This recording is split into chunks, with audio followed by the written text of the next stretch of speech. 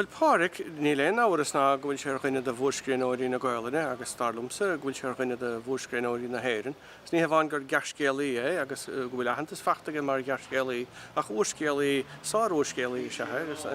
tá an ceathrú úrscéal dá chuid Sheol an Táin díalann na Mháthar agus is tócha nuair a bheith sé sin léite go daine go dtí siad go méid go bhfuil buig suistige. Tá mai dearna tá animar scríbhneoir bliain agus tá muid anmhór a chéile ach bím de treid a chéile go minic mai dearna ach treid na má muoiltá an mai dearna is bhain le chéile I bhí muid de treid na chéile agus tá mai dearna chuid leabhar ar fad léit ar de blianta agus ceanna me leabhar go mo chuid chéin gó le meas agus le meas ar a chuid gáiscealta. So tá méid súil go mór leis an chéad leabhar LOI a chuid dúchasí an thugaid Nag mé de sem bhil tradidís leis agus chu cinál smacht agus marsinge. Well, lámór bhí an inne agus cai mé rá gur thug an Coláiste an úmás chun. Bhfuil is het leis an cógáil le agus an sin an leabhar a Sheolú I nnéire le díalann Mhuire le Chló Iar-Chonnacht. Cai mé rá gur mé tharbheith sásta leis an lár fad agus gradíní, sásta seo dua a chur ar a péir. Lucht a choiste agus lucht a choláiste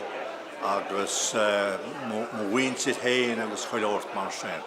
Tá me anhaith go choilgurna tháinig an seo ag an seola seo agus ag go láir fád agus tá ceidir go gaile go choiste go náfáil thug an taint seo go fáric mar tá sé gailó agus tá sé ítach mai go lá an seo. Tá mé cheap mé cheap ní lis fáric ná chuiste siomar fe tíhar an léig agus scrúdú a Steve with the chuid a híor héin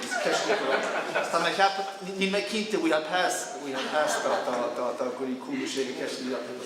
cead iad agus agus sufráil beag an mar a bhí micléine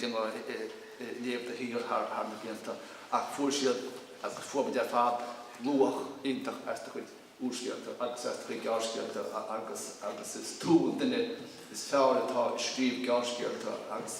úrscéalta sílan Gaeilge sa látar neamhain agus tá